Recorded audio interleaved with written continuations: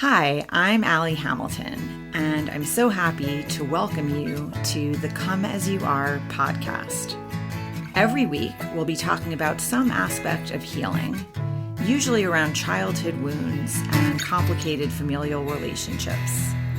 The topics will always coincide with my personal essay of the week, and this will be a place where we can take a deep dive together. I'm so thrilled you've joined me and delighted for you to always come as you are. Hi there. Hi there. I'm really excited to dive into the topic this week, which is groomed when you are wired to love all the wrong people.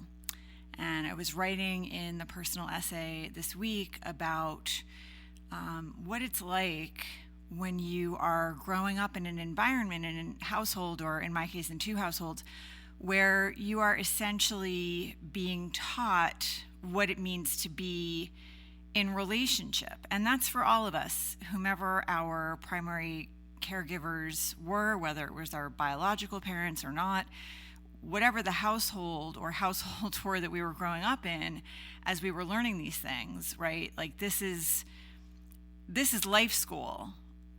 Your family of origin. This is where you're learning about where you fit in and what your role is and how you're being received in the world. You know, you're learning everything from these sort of godlike creatures when you're tiny. The people who are making sure you have a roof over your head, hopefully, and presumably the people who are feeding you and keeping you safe and alive. When you're tiny, they really are like godlike creatures. You don't think to question, it doesn't occur to you. And anything that you know and understand, you're learning from the environment that you're growing in. So that's for all of us. And it's really useful at a certain point in time to kind of consider what you learned as you were growing, what you learned about your value, whether your needs and feelings mattered, what you understood about what a relationship is. And so I think for many people in my generation, and I'm 52, so many people in my generation, like growing up in the 70s and in the 80s, parenting was a whole different ball game. There were a lot of latchkey kids, you know that term. Those are kids who either their parents were maybe divorced or their parents were working and they came home and they had a key, let themselves into their own house or their own apartment. These are the kids who were doing their homework on their own or not, watching after school TV or not. You're kind of on your own until work was over and dinner time happened. And so that was a really pretty typical experience, I think, for a lot of people in my generation, and not necessarily, certainly not my children's, is not the way it is anymore for a number of reasons. Is it less safe? I don't know. It was not so safe in New York City when I was growing up, as I was talking about last week. I encountered a lot of unpleasant experiences. So I don't think it's so much about that. I think that a lot of us who grew up in that kind of environment where maybe there weren't enough people looking out for us and watching, we parent in a different way, and maybe too far to the other end. It's usually how it goes, right? Like you're on one end of the spectrum and then you swing all the way to the other, and then hopefully at a certain point you land somewhere in the middle. And that's certainly what I've tried to do with my own children, is be, totally present and really learn from them about what interests them, what excites them, what they're curious about as they were growing. They're teenagers now, but I always tried to keep my eyes open and just let them tell me who they are and what they need and what lights them up, and then try to provide those experiences to really open those pathways up and see. And so, it just depends on like what you grew up with and all of that. And usually you're either going to repeat the pattern, that's like generational trauma, right? You're going to keep passing that stuff down, or you're going to go like totally in the opposite direction. And that's usually what people do. And so for me, certainly the experiences I had as a child have informed the kind of parent I am, I think for the better. So there's certainly an upside to all of that. But when I was tiny, my parents split when I was 4.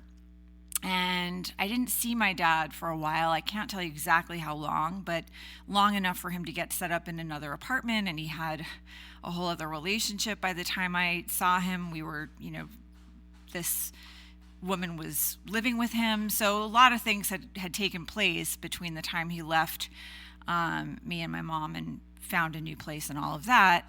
And what happened is my relationship with him, I think because of the split, shifted.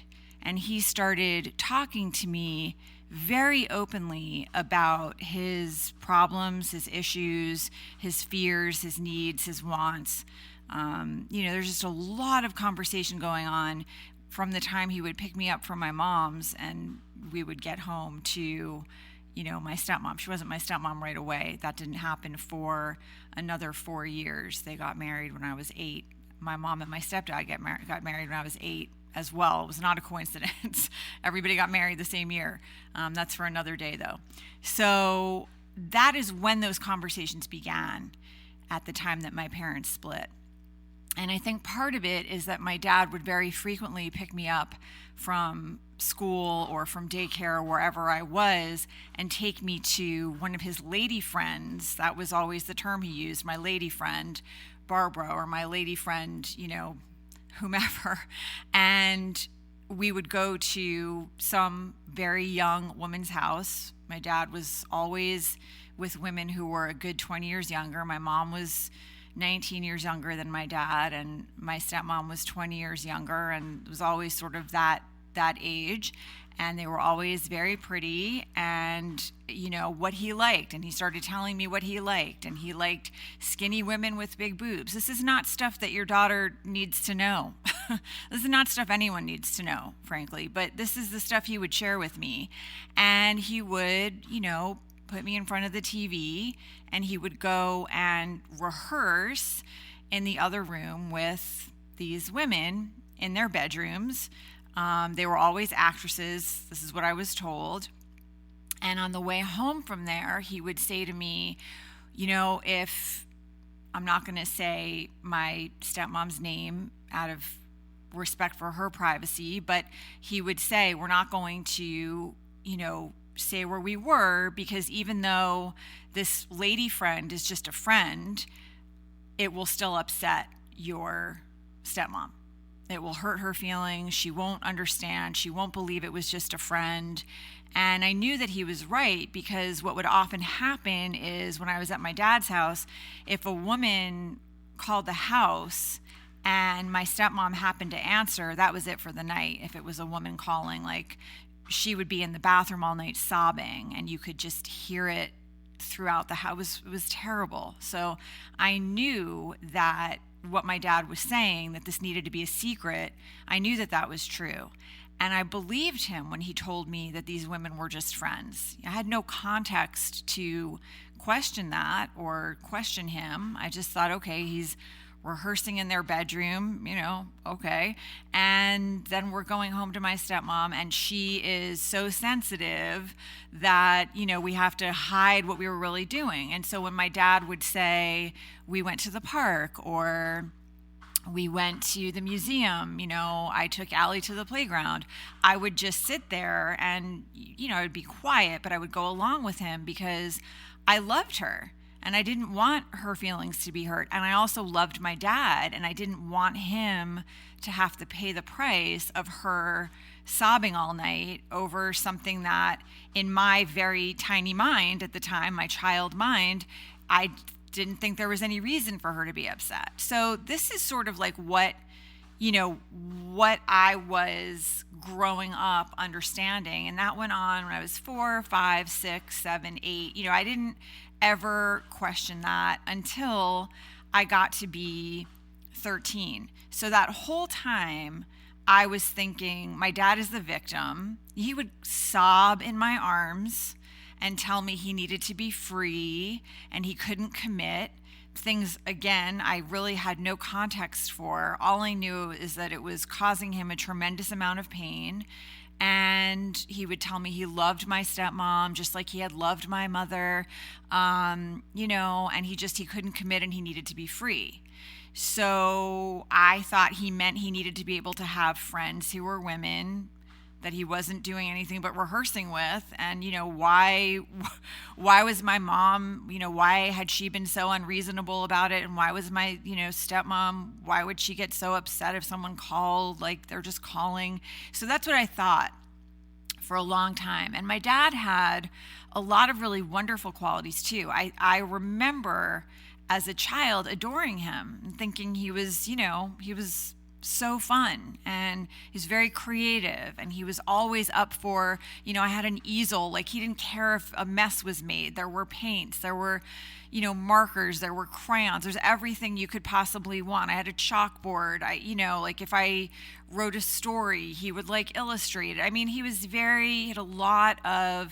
would, read bedtime stories to me and make up different character voices, or he would make up his own stories, or he would tell me stories from his childhood, and they were always really entertaining. And he's very, smart and a good communicator.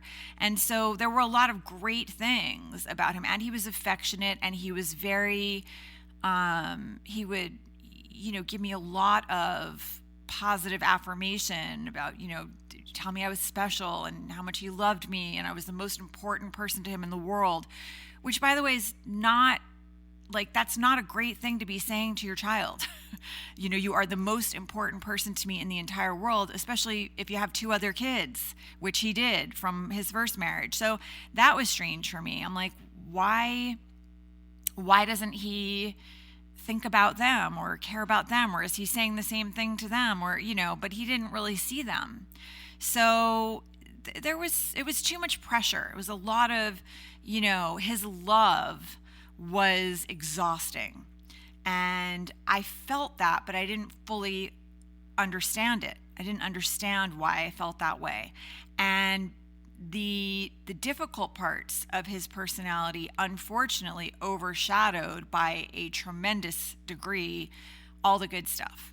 So what ended up happening for me, especially as I got older, and I would be holding him, trying to tell him it was going to be okay, and he was such a good person, and these women, just I mean, I was like telling him everything that he basically taught me to think and feel and say, to reassure him and to tell him how much I loved him and to try to make it better for him. But I remember the fear, especially when he would sob in my arms. I remember the fear and the overwhelm of just not being able to kind of know how to help any more than like hugging him or, saying comforting things to him. I didn't know what else to do. And when I would go to my mother's house for, a few nights, I would worry that he wasn't going to be okay. I would actually be worried for days that he wasn't okay. Sometimes I would worry that he might break a limb. Like, this is the degree, again, I'm a child, so I'm thinking he's not safe without me.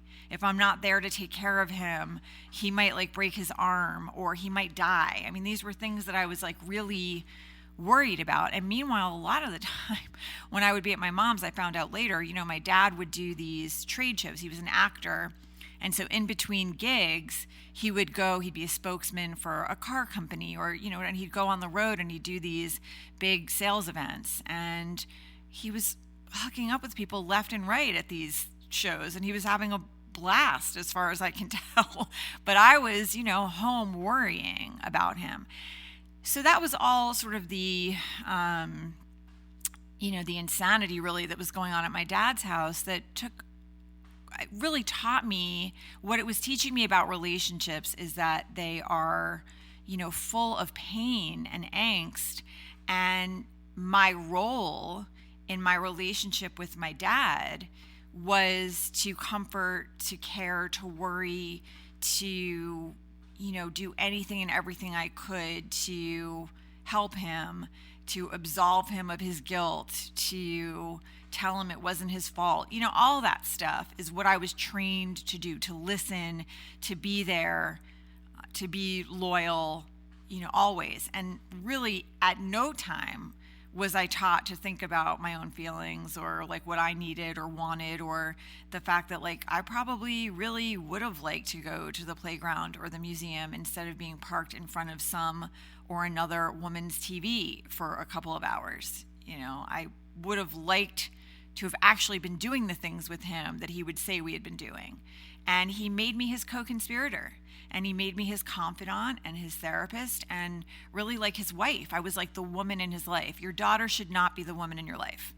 I do think a lot of divorced dads overshare with their daughters. I don't think it's uncommon, and I say that because I hear from a lot of them. Whenever I write about this stuff or talk about this stuff, I always hear from women who say, wow, my dad, like he talked to me a lot about his stuff too after my parents' divorce. It's understandable, I suppose, like in a way that, a man on his own who doesn't have anyone else in his life that he's seeing regularly, if that's the kind of man we're talking about. My dad was not that guy. But, I can understand this is a child that you're close to. I can understand if you are overburdening your child with your grown-up problems. It's really, really not okay. And at no time should you be thinking of your daughter as the woman in your life. Your daughter is your daughter. That's a very special place for anyone to have in your life. It's your children are your children, and they need you to take care of them. It is not their job to take care of you. I know that the people listening don't need to hear this, but it just needs to be said somewhere. It's like if ever you're in a situation where your child is taking care of you, something has gone terribly awry, and the roles have switched. And there's a term for it, parentification. That's when children are parentified. They are taking on the role the parent should have, and the parent is taking on the role of the child. And that happens in narcissistic situations. And I think narcissism, you have to be careful because there's a spectrum there, and I think that term gets thrown around a lot. And there's actually like the clinically diagnosed narcissist, and then there are people who have narcissistic tendencies. But wherever somebody falls, if you have a parent who falls on that spectrum somewhere, very frequently it's like it's about them. It's all about them and their feelings, and you are, in that mix as a person who's supposed to make it better. So anytime the role gets switched and you're taken care of as the child, things have gone off the rails. And I think a lot of people can relate to that. I don't think it's uncommon. I think in my situation with my dad, I think it was really extreme. And it went on for, my entire childhood. So it was a part of my wiring. And that is what I was writing about, is when you're wired to love all the wrong people. So that was the situation going on there. At my mom's house, I had a whole different set of circumstances where her alcoholism was really the key problem. And not just her alcoholism, but her rage. She had a lot of rage that she directed toward me. And as a grown woman, looking back at the situation, I think I understand. I'll never know for sure because this is not the kind of conversation she was ever open to. Her alcoholism was not something that we discussed. It was not acknowledged.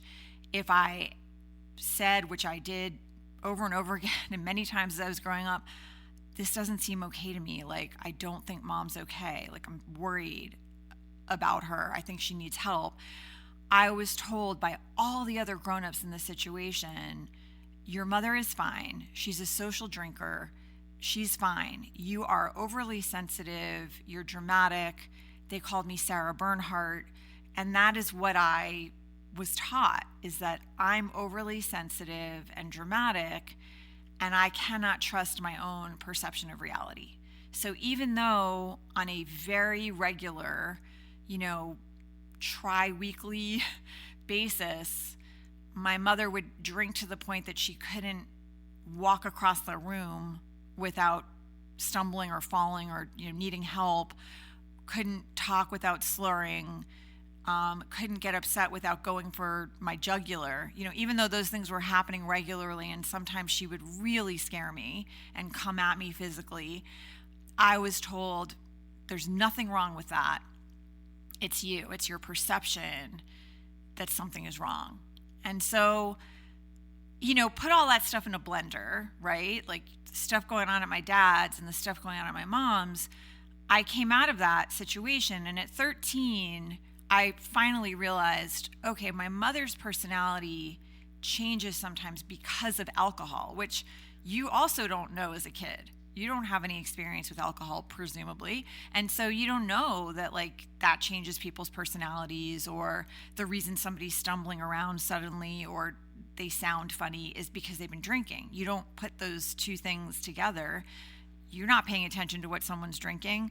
And so I thought for all of those years it was me, that she was so enraged with me because I was not living up to her expectations. I wasn't being good enough. And at my mom's house, the messaging was, in order to be a good girl, you had to not cause trouble, not be angry, not be sad, not be scared, basically not need anything. You could receive love. Like for me, what I thought, okay, I've got to get straight A's, I've got to look right. How things looked was very, very important to my mother. And so I've got to look right, I've got to get straight A's, I've got to take care of my brother all the time. So my brother was born when I was 10, about to be 11. So depending on the time of year, there's either 10 or 11 years between us. And I wanted to take care of him. So I want to be really clear about that. I was so excited to have a sibling, and I wanted nothing more than to feed him, change his diapers, play with him. I wanted to do all of those things. So, but at a certain point, it began to be a lot. It was an expectation. It wasn't a bonus anymore. It was like, my parents were extremely social. They went out most nights, and so I was home babysitting almost all the time, certainly every weekend night. And then as I got older and I wanted to, go out with my friends, I had to negotiate. It was by that time an expectation that I was going to be home with my brother. My mother's friend group called me the babysitter or the nanny. It was just it was too much. And so that is what I sort of was learning as I was growing, that my job was essentially to help, right? To be there, to do what was asked of me, to not need anything, to not cause trouble, to not have any emotions that made the adults around me uncomfortable. There were times where I did it would finally just bubble up to the surface, and I would, have a breakdown. I did with my dad once when I was 6, and he, I said I wish I'd never been born, and he got extremely emotional and told me not to ever say anything like that again. There was no conversation about, why is my 6-year-old feeling that way? What's going on with you? Why are you feeling like you wish you were never born? That never happened. It was all about his upset that I had said something like that.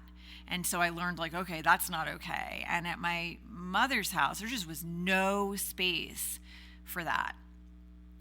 If I were sad or upset or angry, she would get upset more, I was taught to repress that stuff, because if I don't repress it, the repercussions are going to be way worse. I'm going to upset her.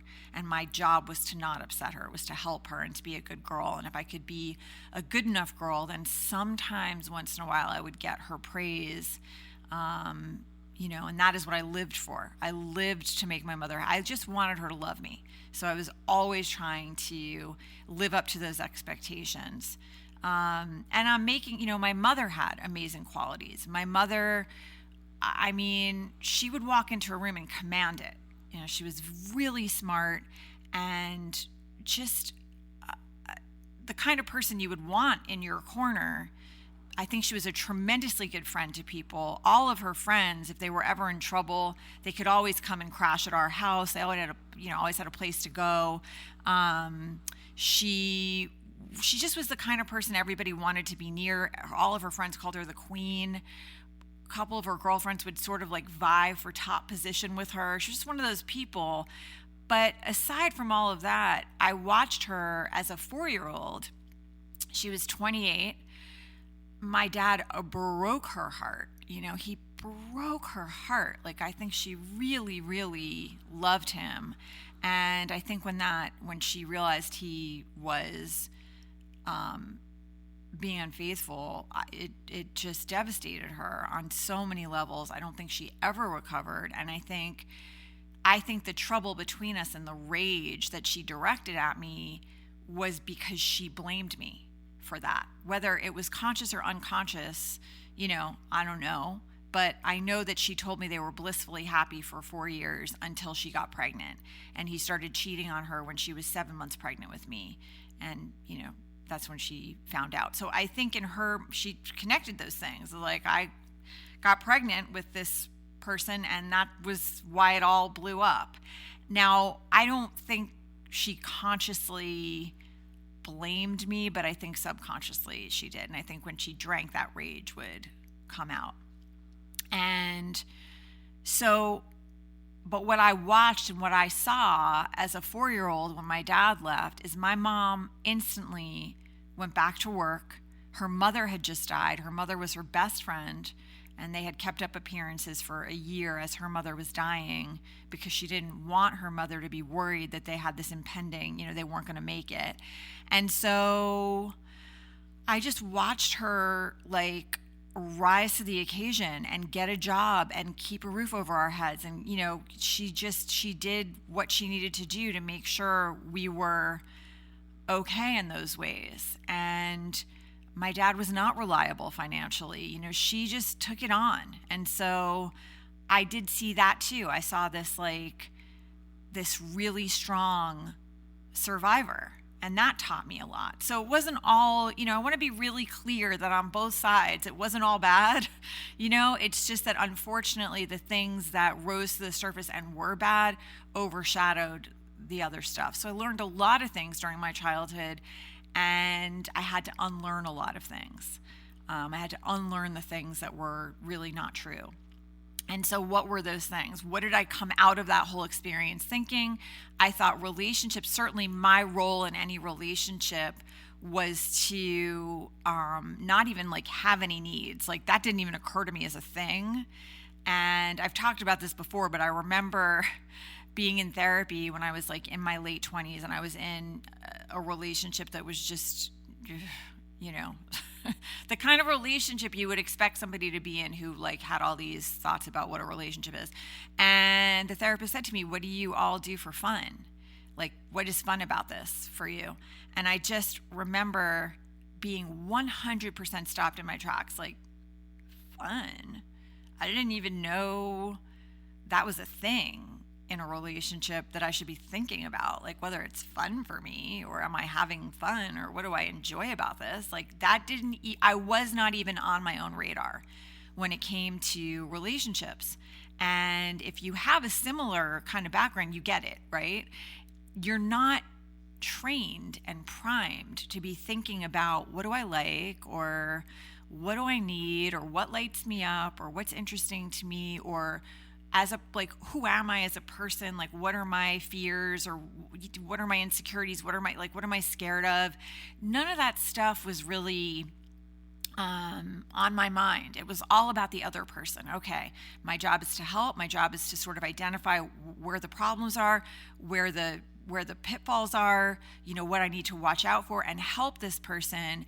And my second job is to just not be left. I had a huge fear of abandonment for a bunch of reasons, but most of them, I think around that same time that my parents split, my grandmother died. We had seen her every day of my life. She was suddenly gone, and my mother took me to this friend I'd never met before, and who had a farm outside New York City. And I stayed there with this person and her daughter. And my mom went back to the city. I don't know how long I was there. It might have been a few days. It might have been a few weeks. It felt endless. But everyone I knew sort of disappeared at once. And I was too little. I didn't know phone numbers. Like, I just remembered thinking, I live here now with these people, and I'm supposed to be a good girl. Like, my mom told me not to make any trouble. And so I had a huge fear of being left and of people disappearing. And so if you enter relationships and you think your job is to help, to not have any needs, and to avoid being left, well, then you're going to put up with behavior that is probably not the best. And my dad pretty much primed me for that kind of partner, the kind of partner who, is behaving really poorly, and that you excuse and you comfort and you say it's okay, and all that stuff.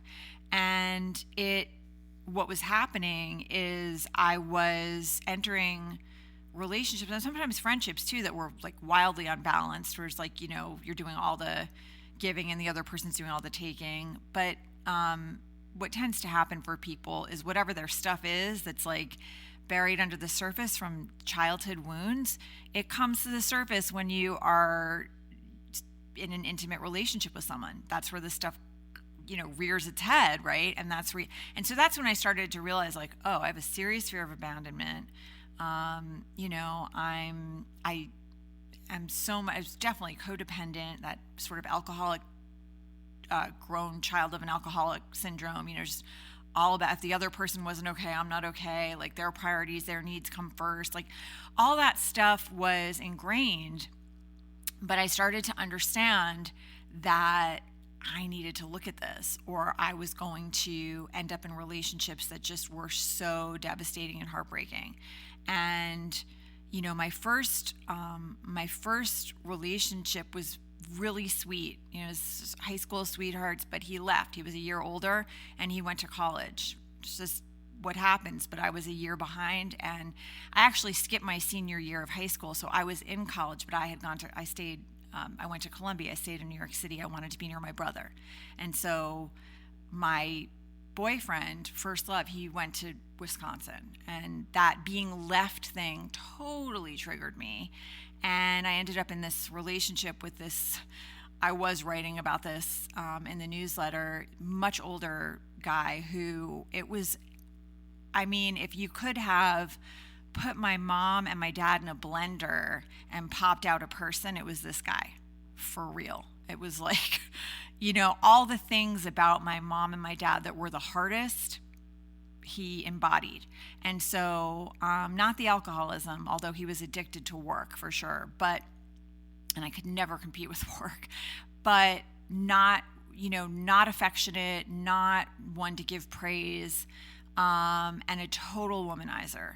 And I just went right into that storm like, I know how to fix this. I'm gonna walk right into this with my eyes open. I can see, I didn't know at first, but I knew pretty quickly. And I thought, if I can get him to love me, it'll fix all this other stuff that happened in my past. Now, it wasn't conscious. I wasn't, I wasn't that self-aware at that time. I didn't realize that's what I was trying to do, is like rewrite history and get a happy ending. But that is 100% what I was trying to do. And I tried for 3 years. I was with this person for 3 years, which was essentially like my whole college experience. And he was awful to me. And most of the relationships I look back on, I can sort of say, okay, well, it's just those things happen, right? Like timing, whatever. But this guy, I gotta say, if you're a 37-year-old man going after a 17-year-old girl, not okay. Not okay. You just, you've got like a whole arsenal of like understanding and life skills and, life experiences and emotional resources that a 17-year-old does not have and cannot possibly, you got no hope as that 17-year-old. You have no hope of being okay in that situation, and I wasn't. He really, really like hurt me so badly at the time. And I think back on, I have so much compassion for myself, like that young 17-year-old kid. Like, I wish I could go back to her in time and be like, hey, get your stuff and we're getting out of here, because this is not for you. But you know, I can now, as a 52-year-old woman, very happily married with a wonderful partner, you know, like, I wouldn't go back and change anything, because like all the experiences that I had led me to where I am now. And where I am now is like incredibly happy and, you know, just in the kind of relationship everyone deserves. And a lot of that has to do with rewiring. And I do want to talk about that, you know, for a moment here. And so like what happened for me is I started to realize when that relationship ended, it was just an absolute, I mean, you know, just train into the brick wall. I barely made it out. Like, I barely made it out. I was so devastated and so ill-equipped to pick myself up, you know, and be okay. I really just had my like heart thrown into the rocks and didn't really have, you know, I barely made it out of that situation and back up on my feet. And the two things that really helped me the most, I had been in therapy for 7 years at that time, not continuously. I'd started when I was 13, when I did not want to go to my dad's house anymore. I woke up one morning and I was like, I don't want to go. And my mother backed me up, I think, because she was like, great, free childcare. But, you know, my dad did not take that well, and he set up an appointment with a therapist for the three of us, which was a trip. I write about this in the memoir because it's a long, crazy story. But anyway, I continued with this woman for 2 years until that exploded in a crazy way. But so I'd been in therapy from like 13 to 15, and then I went back when I was 19. So there was a 4-year break there. I went back during this relationship with this much older guy because I felt like I'm drowning. Like I'm not going to make it out of here. Like I'm not going to make it. I really felt that. And I could almost like really, like, my heart breaks for that 19-year-old kid.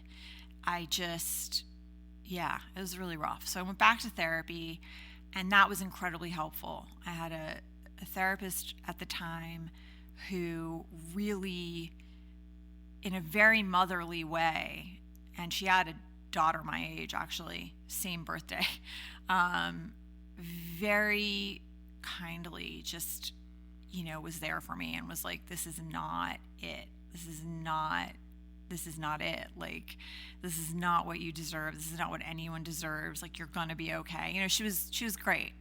And so that was incredibly helpful. However, for me, what happened is even after a few years, I was feeling like, okay, I'm starting to understand myself, which in yoga we call svadhyaya, right? Like self-study. And I think it's really essential for anyone who is struggling with anything in their lives. Like, at a certain point, you've really got to try to understand what's going on with me. You know, like what created the belief system I have about myself and my place in the world and my place in a relationship and the way the world works, and like what's stopping me, what's scaring me, what lights me up, like what is it, you know, what's going on here, to understand yourself. And so for me, what I was finding is therapy was great for identifying all that stuff. I could have told you, you know, 21, 22, I could have told you exactly like why I ended up in that situation. I was fascinated, like what happened? Like, how did I end up in that once I was on the other side of it and I knew I was going to be okay? I wanted to make sure, like, I don't want to go through that again. So how did I even end up in that? And so it was really useful and incredible for identifying that stuff. Okay, so of course I have abandonment issues. Like, of course I, you know, have like codependency tendencies. I had been going to Al-Anon for a while at that point too, which is also Al-Anon is for family members of alcoholics. And when I was 17, I started going to Al-Anon meetings. I only went for a few years because I really did not want my mother's alcoholism to define me. There's more about me than just that. And I didn't want to like identify too strongly with that storyline. That's me. Everybody's different, but that's how I felt. So, but I learned some things. I knew some things about myself, and I knew these tendencies existed, and I knew that I had to watch out for them, but I didn't know how to overcome them. And so what ended up happening is that in subsequent relationships, I was like, oh boy, I can see this red flag, and I'm getting on the train anyway. Why am I doing this? Like, I know this isn't going to go well. I know enough about myself to know pretty much every like imaginable red flag is being waved at me, and I'm buying the ticket. It's like I'm watching myself from 10,000 feet up, and I'm stepping on the train, and I can even see the brick wall like down at the end, and I'm doing it. Why am I doing this? And that's what was the case. I had to hit the brick wall a number of times. And thankfully, when I was 20, I wandered into a yoga class. And without going into like too much detail about that right now, that was the final piece for me. The writing, because I've always been writing. I don't think I mentioned that, but I've been writing my whole life. I wrote a book when I was 9. So this is pretty dramatic. I remember the title was A Sad Girl's Life. That was the name of the book I was writing when I was 9. Thankfully, that would no longer be the title of my book. But I've been writing forever, and that's always been a way for me to understand myself and understand the world, or at least put the big feelings somewhere, put them somewhere. Because I haven't even mentioned all of the sort of physical manifestations that were, rising to the surface because I didn't have any outlet for all those feelings and all that rage and all that fear and all that sadness. I didn't have any, wasn't allowed to express it in either home. And so I was getting migraines, and I was starving myself, and I was doing all kinds of things to try to wrangle all of these feelings. And the migraines were sort of like my body just being like, nothing is working that you're doing, and this is gonna get crazy now. My migraines were so intense that I would end up in the hospital much of the time. So basically, when I started going to yoga, I realized I have an inner dialogue that is cutting me down all day, every day. And I don't think I had ever quieted my mind enough. I didn't have the tools to do that, to even realize there was an inner voice going on. I just thought it's so ingrained, right? The voice in your head. I had never questioned that it could be anything other than what it was. I had never thought to myself, wow, what is the quality of my inner dialogue? Like those were not, this wasn't anything that would have occurred to me until I started going to yoga. And of course, like in any good yoga class, a big part of it is going to be, this is a moving meditation, right? Like the idea is to quiet your mind and really be present from moment to moment and pay attention to sensation and all of that. And thankfully I had an excellent teacher.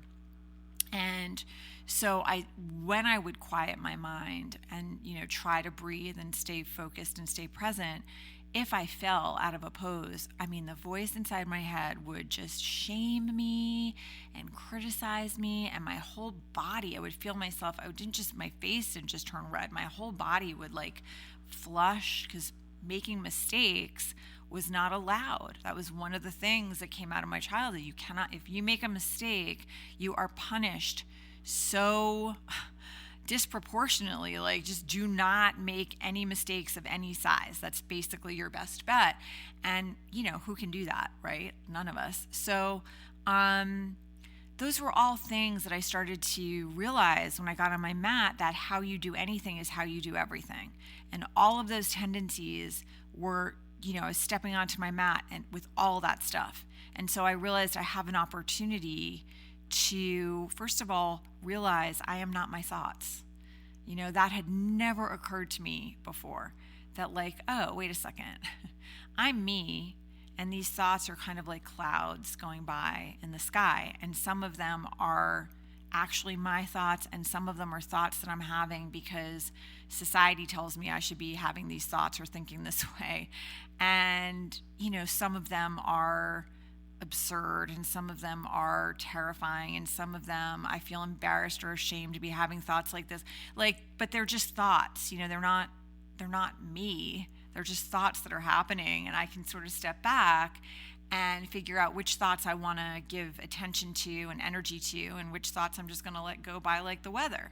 So that was a really philosophically life-changing realization, and then putting it in practice when I was on my mat and just deciding, when I step onto this 6 foot by whatever it is, 3 foot strip of rubber, I am not going to feed the stuff that is getting in my way in life, which means I'm not going to feed this nasty inner critic. I'm going to see if I can cultivate a loving inner dialogue. I'm going to really commit myself to being my own cheerleader. And if I can start to do it on my mat, then I know I can eventually, how you do anything is how you do everything. If I can start to shift that on my mat, eventually it'll follow me, into the rest of my life. And it did, and it does, is the good news. Yay. But it takes a lot of time, rewiring your system. And that is really what I want to emphasize today. No matter what kind of childhood you're coming out of, or what you learned about yourself, or what you learned about relationships. And certainly I was done no favors, right? I think that you really do learn a lot from your primary caregivers about what it is that is appropriate or how it works. You're learning, and I really had to unlearn just about everything my dad taught me. He objectified women left and right. My mother also really was so focused on how things looked. So between the two of them, I was like, oh, okay, my value is very much tied up in how I look. I've got to make sure I'm I look right, and it's never enough, right? Even to this day, you have to watch yourself. All of us, we have to watch ourselves. That comparing and contrasting mind is so powerful, and comparison is the thief of joy, right? I think that is. I'm not going to say because I'm not sure, so we'll have to Google. But I don't always trust Google with attribution. But comparison is the thief of joy. That's a real thing. And social media is brilliant for that. You start scrolling and comparing and contrasting, and you can be miserable in 5 minutes if you want to. So you got to really stay sane with this stuff. And I try very hard. I'll just talk about social media for a minute because it's a big part of everybody's lives. I really try to use these tools and these platforms for genuine connection. That is what I'm interested in. Genuine connection. You can go scroll if you want to and you have nothing to do. You can go to the Yogis Anonymous Instagram. You will never find a picture of me on a yacht with my ankle behind my head in a bikini doing a handstand. The picture does not exist. I am not. That is, to me, a poor use of a tool, that we can use to connect in this world that we've created. We can connect to one another, but you want to be really mindful, just like in any other facet of your life. What am I looking at? What am I feeding myself? In yoga, there's this whole idea of pratyahara. And prati means away from, ahara, food, away from food. And so when you get on your mat, there's this idea that you are going to practice pratyahara, and it's generally defined as paying attention to your breath and, your focal point, your drishtis, really trying to limit your focal point to one place so that you're not taking in all this information from the outside world. Really, the food that they're talking about is the mind chatter, your strong likes and dislikes. Oh, I like this and I don't like that. Your opinions, right? Your ideas about who you are. I'm not that kind. I would never do that. Or, the judgments that we pass so quickly on other people. You're hopefully quieting that racket and just breathing and paying attention from moment to moment and trying to cultivate more, peace and patience and tolerance and compassion for yourself. Like if your inner world can be more full of those things, naturally you can offer them more easily to other people. And so that to me is like the magic of this, is if you can devote some time to really tending to that inner world, the voice in your head, your inner landscape, to give yourself, to just be gentle with yourself a little bit and reasonable with yourself, and to be rooting yourself on instead of tearing yourself down, you can do all those things for other people so much more easily because you're living it, you're applying it, you're practicing it. You're not just thinking, oh, that all sounds great, but I'm getting in my car and I'm going to flip the bird to the first person who cuts me off. Like, that's not it, right? Like, you just really do this work. And I was writing last week about trying to practice radical compassion, even like really trying to extend empathy to people who disagree with us, who are, living in a way that doesn't make sense to us. Obviously, there are certain things that are over the line, but, as much as we can, reasonably do that, to extend as much empathy as we can to people and ourselves. And that is the only context where you can really rewire things, is with a lot of compassion and a lot of empathy. If you are, shame doesn't do it. Like if you have shame about your past decision making or behavior or the ways that you showed up, it's debilitating. You got to get in there and be kind to yourself and say, like, okay, of course I thought those things. Like, of course I felt those things. Like, how would I have thought anything different? This is like the environment that I was marinating in for so long. So of course the wiring needs to be adjusted. For me, there's something you'll hear like in certain spiritual circles, like the dark night of the soul, and it's basically this idea that you come to a realization in your life at a certain point, hopefully sooner than later if you need to, that, okay, this isn't working. Like if I keep doing what I've been doing, I'm going to keep getting what I've been getting, right? That sort of enough moment where you just say enough, like I can't continue this way. And when I got to that moment, and it was not, unfortunately, it was not after the much older guy, it was like later, I just realized like I've got to do some serious rewiring here. And it started at that time in my early 20s, but allow me to say, if you're wiring, if it took 20 years to set up, it's going to take some time to rewire. It's not going to be a few weeks or a few months. You're going to have to get in there, and it's daily practice and really making a dedicated effort to like just say, I'm not going to keep feeding. Whatever we feed is going to grow and strengthen, right?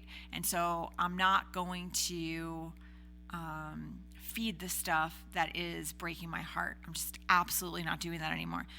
That's step one. And then you just got to then you have to learn how to not do that. And like anything else, the longer you do it, the easier it gets. And I'm really happy to tell you that,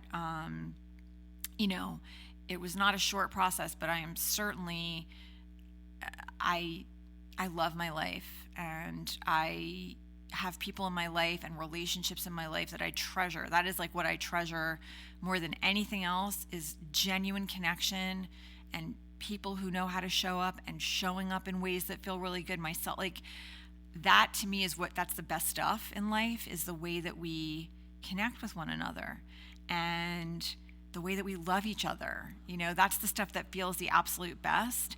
And I can tell you that every day, like that's how I'm living, and those are the kinds of people that are in my life. And when if you do this, if you spend the time, and I really don't know what is a better use of time than rewiring your system if you need to, and wiring yourself for healthy relationships and healthy interactions, and having, good self-esteem, and really putting a value on your own beautiful, tender heart and your own well-being, and your own creativity and your own inspiration, like putting a high value on that stuff. is what enables you to extend that same joy and excitement for other people and their sparks and their inspiration. It's like you want everybody to be operating on that level because it feels so much better and because the world needs it. The world needs it. Like, it really clearly, all you have to do is look around. The world is like crying for people to be showing up with the best that they have to offer instead of the worst, And so for me, all of this kind of work that I'm talking about, as much as it is going to be amazing for your own life and your own inner transformation and your own well-being, it's also a gift that you end up giving to the rest of the world. So, there is no better use of your time than healing the places that need to be healed. And if that means it takes years of, dedicated daily practice, so be it. Great. It's, you probably make time every day for other things that are not going to help you nearly as much. So you just prioritize this too. It's not like, you don't need, when people tell me they don't have time to sort of like take care of their own well-being, that is not true. It's not true. I did the single mom thing for 8 years, running a business, writing books.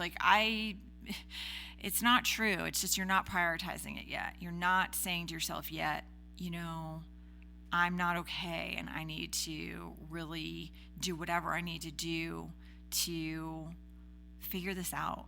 That has to be my top priority because I know I'm not going to be able to give my best to anyone else until I figure that out for myself. And who wants to be living in like a prison every day where you've got this voice in your head telling you you're not enough or you're not, it's like, that is not it. That's not it. You are enough. You're enough, but you need to know it. Me telling you isn't enough either. Anyway, I hope that this talk and this topic has been helpful. Maybe I hope that it's like, elucidated some things for you in your own childhood and your own history to just really try to bring these things to the surface and consider, what did I learn as a child about my role, who I am in this world, how I'm valued? Were my feelings, did they matter? If I started crying, did the people around me stop and ask me if I was okay and what I needed? Was I comforted or not? Was I encouraged to express myself or not? Were my feelings respected or not? Was I taught to put a value on my own feelings and my own needs or not? Like, just really consider for yourself what you were taught as you were growing up about what a relationship is. And, is it currently having an impact on your relationships today? To me, healing is not that you're never going to be triggered again or everything's going to be bright and shiny all the time. It's that the past, whatever happened in your past, is no longer controlling your present day behavior and decision-making process. So things, you might get triggered, things might, a situation or a person or, whatever, an event might really, just give you pause where you're like, oh, I'm feeling all those feelings, or I'm feeling like I'm not enough, or I'm not worthy, or I'm not, whatever it is. But it's not ruling your life. You're like, okay, old friend, like, I understand, but, that's not, like, for example, there are times where, and it really hasn't been happening as much the last couple of months. My dad died July 15th, and my mom passed away at the end of 2021. And it's been a lot of loss in a very short amount of time, and profound loss. And my mom went in the most just devastating, horrible, heartbreaking way that I won't start talking about right now because I'll start crying, but ALS. And my dad died of old age. But the last 2 months, after his passing, my mother, I felt this like just enormous grief of like, okay, I'm using every tool I have, and I'm like just keeping my head above water here for my own children and my own, my husband and the things that I need to do in my life. Like, I'm just keeping my head up. And some days it was like I'd bring my head up and take a deep breath and go under. It was rough with my mom. With my dad, it's been different. Like, I felt like a profound kind of exhaustion that I'm sure was partly from taking care of him for a year leading up to his death, like driving out there and making sure he was okay and he had the things that he needed. And believe me, the irony of like, I ended up being the one taking care of him for the last year of his life and making sure I was his primary caregiver and making sure that he had what he needed. And I had to do some processing for that. And that'll be a talk for another day. But I'm sure some of it was that. And I think some of it was just like this deep loss and this realization that life is really short. It's really short. And I'm not going to rush. And I'm going to be really careful. Like the pacing was something I only ever thought about in terms of writing, right? Like pacing. And after my dad died, like I went from being that person who was doing like 30 things before 9 a.m. to like, that's not going to happen. I'm going to like pack the kids' lunches because that's my joy. And I'm going to be there to give them hugs on the way out the door. And that's about it till the next thing I'm ready to do.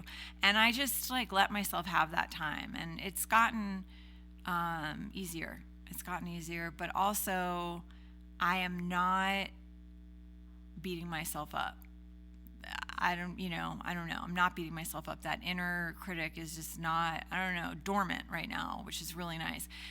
So my point is that if it does arise, I'm very quick to hear it and shut it down because I've done it all. I'm not going backwards. It took me too long to rewire my system and to cultivate a kind inner, whatever you want to call it, inner BFF, inner cheerleader. Like it was too hard. It took too long. It was too much effort for me to let anything else creep in. And so when that inner critic tries to like wake up and be like, you didn't accomplish everything on your to-do list today. I'm like, yeah, you need to just sit down and be quiet because I'm not doing that. And it feels really good to get there, and you can get there. We can all get there. It's just practice, right? It's practice. So I do hope this was helpful. And I so love hearing from you. And so many of you have been emailing me and, it means the world to me that the things that are really speaking to me right now and the things that I feel inspired to write about and talk about are also like helpful to other people. That's just the best possible scenario, and I'm thrilled. And so thank you for joining me for this talk.